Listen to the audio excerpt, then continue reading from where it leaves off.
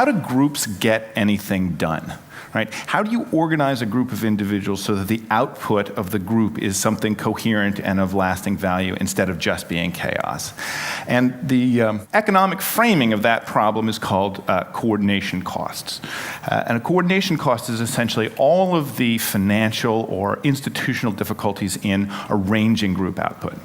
And we've had a classic answer for coordination costs, which is if you want to coordinate the work of a group of people, you start an institution, right? You raise some resources, you found something. It can be private or public, it can be for profit or not profit, it can be large or small.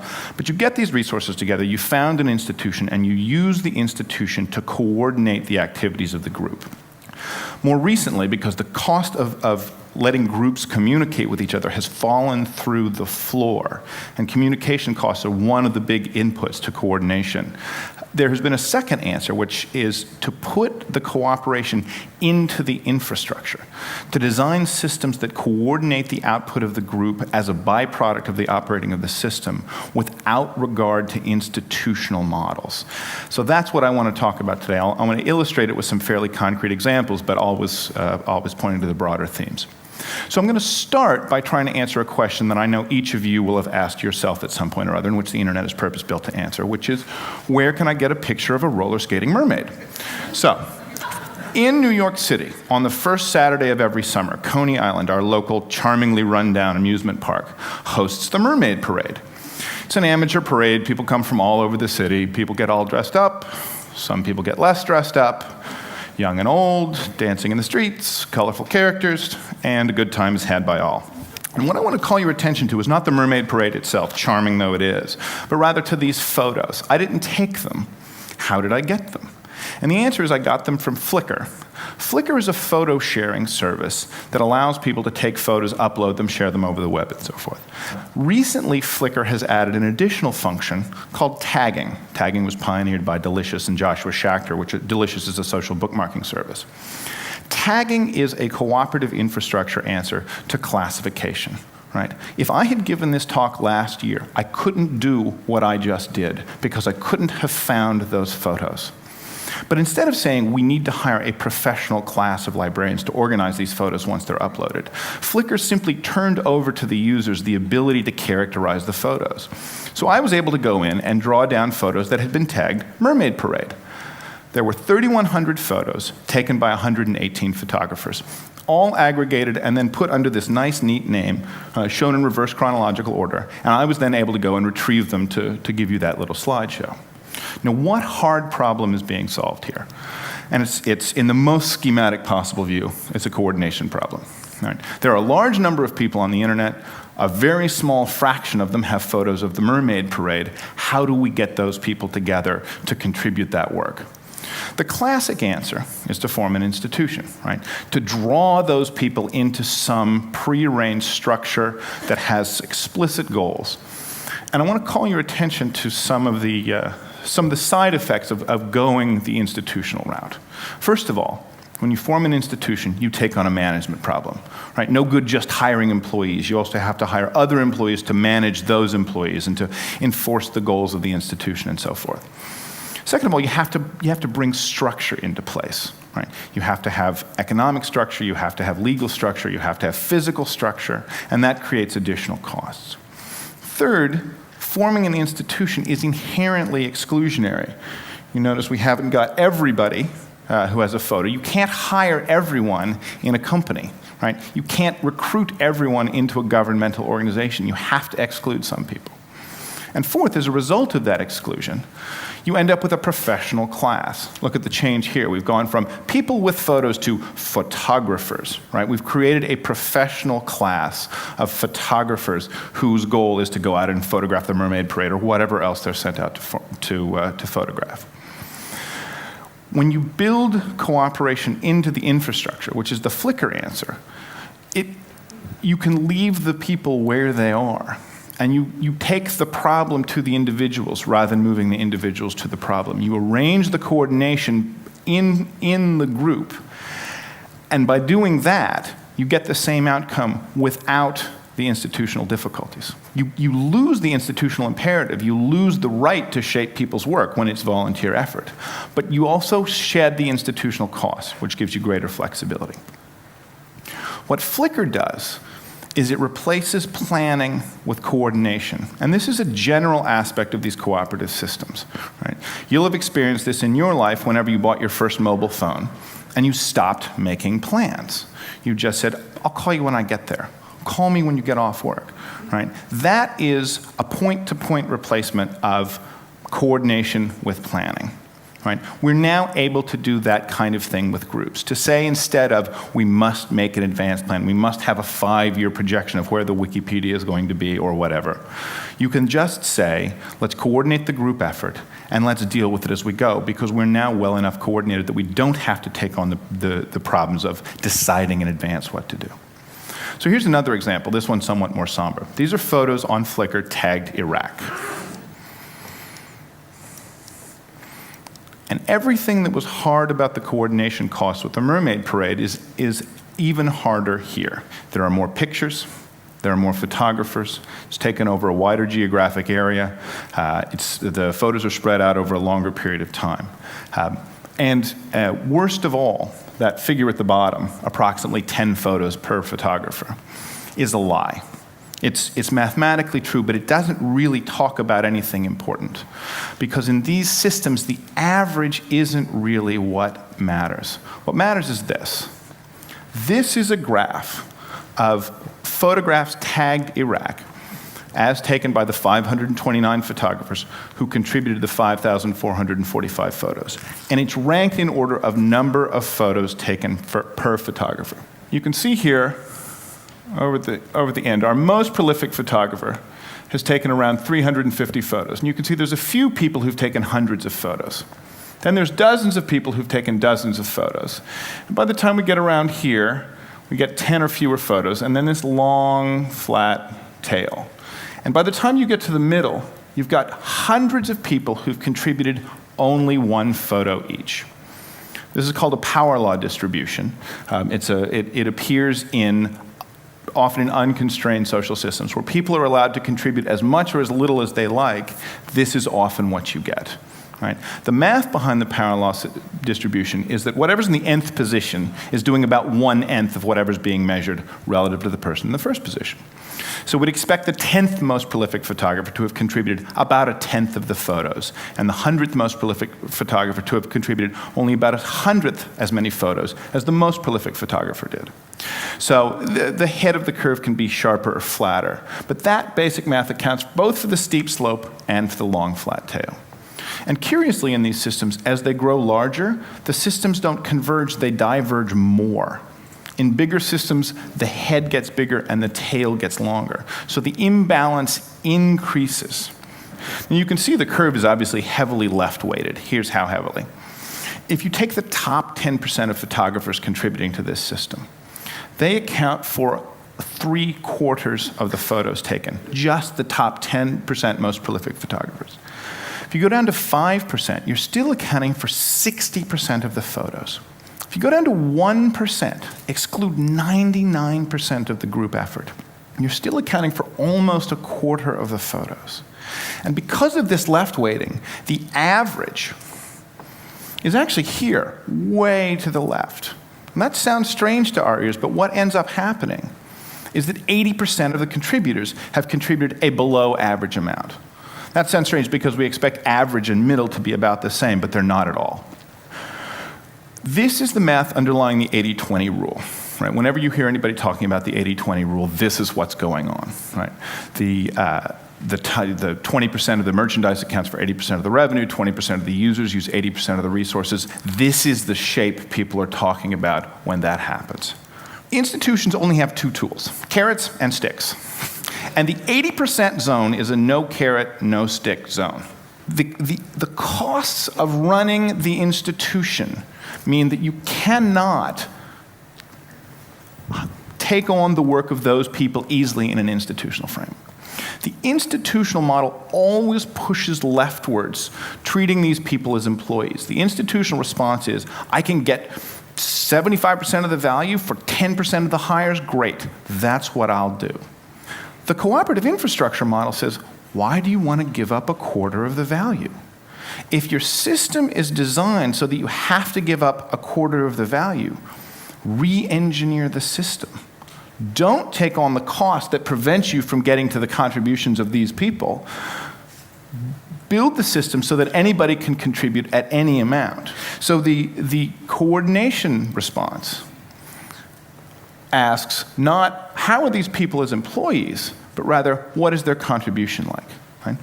We have over here Psycho Milt, a Flickr user who's contributed one and only one photo titled Iraq. And here's the photo. Right? Labeled bad day at work. Right? So the question is, do you want that photo, yes or no? The question is not, is Psycho Milt a good employee? And the tension here is between institution as enabler and institution as obstacle. When you're dealing with the left-hand edge of one of these distributions, when you're dealing with the people who spend a lot of time producing a lot of the material you want, that's an institution as enabler world. You can hire those people as employees, you can coordinate their work, and you can get some output. But when you're down here, where the Psycho Milts of the world are adding one photo at a time, right, that's institution as obstacle, right? Institutions hate being told they're obstacles. One of the first things that happens when you institutionalize a problem is that the first goal of the institution immediately shifts from whatever the nominal goal was to self-preservation. And the actual goal of the institution goes to 2 through n. Right? So when institutions are told they are obstacles and that there are other ways of coordinating the value, they go through something a little bit like the Kubler-Ross stages of reaction being told you have a fatal illness. Denial, anger, bargaining, acceptance. Most of the cooperative systems we've seen haven't been around long enough to have gotten to the acceptance phase. Many institutions are still in denial. But we're seeing recently a lot of both anger and bargaining. There's a wonderful small example going on right now. In France, a bus company is suing people for forming a carpool, right? Because the fact that they have coordinated themselves to create cooperative value is depriving them of revenue. You can follow this in The Guardian. It's actually quite entertaining. The bigger question is, what do you do about the value down here? Right? How do you capture that? And the institutions, as I've said, are prevented from capturing that. Steve Ballmer, now CEO of Microsoft, was criticizing Linux a couple of years ago, and he said, oh, this business of thousands of programmers contributing to Linux, this is a myth. Right? We've looked at who's contributed to Linux, and most of the patches have been produced by programmers who've only done one thing. Right? You can hear this distribution under that complaint. And you can see why, from Ballmer's point of view, that's a bad idea, right? We hired this programmer, he came in, he drank our Cokes and played foosball for 3 years, and he had one idea, right? Bad hire, right? The Psycho Milt question is, was it a good idea? What if it was a security patch? What if it was a security patch for a buffer overflow exploit, of which Windows has not some several? Do you want that patch? Right? The fact that a single programmer can, without having to move into a professional relation to an institution, improve Linux once and never be seen from again, should terrify Ballmer. Because this kind of value is unreachable in classic institutional frameworks, but it is part of cooperative systems, of open source software, of file sharing, of the Wikipedia. I've used a lot of examples from Flickr, but there are actually stories about this from all over. Meetup, a service founded so that users could find people in their local area who share their interests and affinities, and actually have a real-world meeting offline in a cafe or a pub or what have you. When Scott Heiferman founded Meetup, he thought it would be used for, train spotters and cat fanciers, classic affinity groups. The inventors don't know what the invention is. Number one group on Meetup right now, most chapters in most cities with most members, most active, stay-at-home moms. Right? In the suburbanized, dual-income United States, stay-at-home moms are actually missing the social infrastructure that comes from extended family and local small-scale neighborhoods. So they're reinventing it using these tools. Meetup is the platform, but the value here is in social infrastructure. If you want to know what technology is going to change the world, don't pay attention to 13-year-old boys. Pay attention to young mothers, because they have got not an ounce of support for technology that doesn't materially make their lives better. This is so much more important than Xbox, but it's a lot less glitzy. I think this is a revolution. Right. I think that this is a really profound change in the way human affairs are arranged. And I use that word advisedly. It's a revolution in that it's a change in equilibrium. Right? It's a whole new way of doing things, which includes new downsides. In the United States right now, a woman named Judith Miller is in jail for not having given to a federal grand jury her sources. She's a reporter for the New York Times. Her sources in a very abstract and hard-to-follow case. And journalists are in the street rallying to improve the SHIELD laws. The SHIELD laws are our laws, pretty much a patchwork of state laws, that prevent a journalist from having to betray a source. This is happening, however, against the background of the rise of weblogging. Weblogging is a classic example of mass amateurization. It has deprofessionalized publishing. Want to publish globally anything you think today? It is a one-button operation that you can do for free. Right? That has sent the professional class of publishing down into the ranks of mass amateurization. And so the SHIELD law, right, as much as we want it, right, we want a professional class of truth tellers, it is becoming increasingly incoherent because the institution is becoming incoherent. Right? There are people in the States right now tying themselves into knots, trying to figure out whether or not bloggers are journalists. And the answer to that question is, it doesn't matter, because that's not the right question. Journalism was an answer to an even more important question, which is, how will society be informed? How will they share ideas and opinions? And if there is an answer to that happens outside the professional framework of journalism, it makes no sense to take a professional metaphor and apply it to this distributed class. So as much as we want the SHIELD laws, the background, the institution to which they were attached is becoming incoherent. Here's another example. Pro-Ana, the Pro-Ana groups. These are groups of teenage girls who've taken on weblogs, bulletin boards, other kinds of cooperative infrastructure, and have used it to set up support groups for remaining anorexic by choice. They post pictures of thin models, which they call Thinspiration. They have little slogans like salvation through starvation. They even have Lance Armstrong-style bracelets, these red bracelets, which signify in the small group, I am trying to maintain my eating disorder. They trade tips, like if you feel like eating something, clean a toilet or the litter box. The feeling will pass. Right? We're used to support groups being beneficial.